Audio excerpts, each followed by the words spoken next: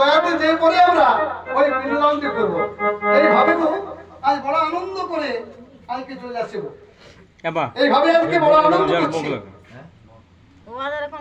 তো যারা আজকে আনন্দ করছে কেন না, আজকে মনে আনন্দে মনে দুঃখে আজকে তো সহজ আজকে চলে গেলেন কোথায়? লক্ষণ বল দাদা, লক্ষণ বলো না দাদা, আমি গ্রাম না যাই